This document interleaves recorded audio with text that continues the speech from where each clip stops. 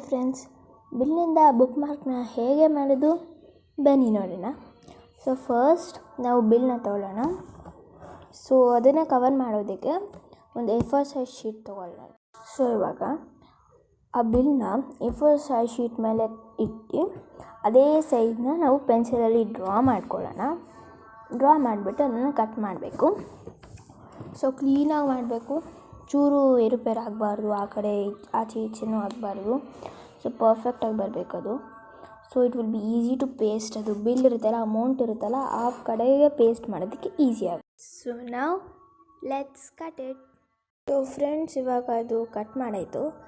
ಇದಾದಮೇಲೆ ನೀವು ಇದಿರುತ್ತೆ ಅಲ್ಲ, ಬಿಲ್ ಪಾರ್ಟ್ ಕಡೆ ನೀವು ಅದನ್ನು ಪೇಸ್ಟ್ ಮಾಡಬೇಕು.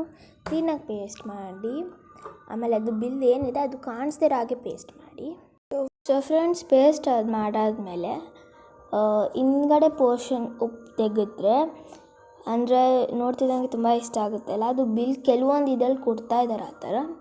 ಸೊ ಅಲ್ಲಿ ಅದೇ ಮೇಲ್ಗಡೆ ಪೋರ್ಷನಲ್ಲಿ ಇದಿದೆ, ಓಲಿದೆ ಗೊತ್ತಾ, ಅದೇ ಕಡೆ ಇನ್ನೊಂದು ಸೈಡ್ಗೂ ಪೆನ್ಸಿಲಲ್ಲಿ ಚುಚ್ಚಿ ಓಲ್ ಮಾಡೋಣ. ಸೊ ಅದಕ್ಕೆ ದಾರ ಹಾಕ್ಬೋದು, ಚೆನ್ನಾಗಿ ಕಾಣಿಸುತ್ತೆ ಅಲ್ಲ, ಸೊ ಅದಕ್ಕೆ. ಸೊ ಫ್ರೆಂಡ್ಸ್, ಇವಾಗ ಓಲ್ ಮಾಡಾಯ್ತಲ್ವಾ. ಸೊ ನೆಕ್ಸ್ಟ್ ಬಂದು ಆ ವೈಟ್ ಶೀಟಲ್ಲಿ ಒಂದು ಸ್ಕೆಚ್ ಪೆನ್ ತೊಗೊಳ್ತಿದ್ದೀನಿ. ಅದು white colour sketch pen. So ಅದನ್ನು ತೊಗೊಂಡು ನಾನು ಫುಲ್ ಶೀಟ್ನ ಕಲರ್ ಮಾಡ್ತೀನಿ, ಸೊ ಚೆನ್ನಾಗಿ ಕಾಣಿಸುತ್ತೆ ಅಂತ ಹೇಳಿ. ಸೊ ಫ್ರೆಂಡ್ಸ್, ಇವಾಗ ನೋಡಿ ಫುಲ್ ಕಲರ್ ಮಾಡಿದ್ದೀನಿ, ಫುಲ್ ಸ್ಕಿನ್ ಕಲರ್ ಅಂದರೆ ಲೈಕ್ ಸ್ಕೆಚ್ ಆದಮೇಲೆ ಅದಕ್ಕೆ ಅಂದರೆ ಒಂಥರ ಡಿಸೈನ್ ಬೇಕಲ್ವ ಮೇಲ್ಗಡೆಗೆ. ಸೊ ಅದಕ್ಕೆ ಒಂದು ಫಸ್ಟ್ ಪೆನ್ಸಿಲಲ್ಲಿ ಡ್ರಾ ಮಾಡ್ಕೊಳ್ತೀನಿ, ಆಮೇಲೆ ಅದನ್ನು ಸ್ಕೆಚಲ್ಲಿ ಹಾಕ್ತೀನಿ.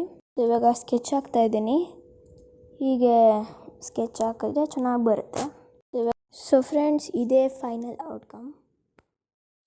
ಸೊ ಇಷ್ಟೇ ಅಲ್ಲ, ಅದಕ್ಕೆ ನಾನು ದಾರ ಹಾಕಬೇಕು ಅಂತ ಮೊದಲೇ ಓಲ್ ಮಾಡ್ತಿದ್ದೆ ಅಲ್ಲ, ಸೊ ಅದನ್ನು ಇವಾಗ ಮಾಡೋಣ ಬನ್ನಿ. ಸೊ ಇಷ್ಟೇ ಅಲ್ಲ, ಅದಕ್ಕೆ ನಾನು ದಾರ ಹಾಕಬೇಕು ಅಂತ ಮೊದಲೇ ಓಲ್ ಮಾಡ್ತಿದ್ದೆ ಅಲ್ಲ, ಸೊ ಅದನ್ನು ಇವಾಗ ಮಾಡೋಣ ಬನ್ನಿ.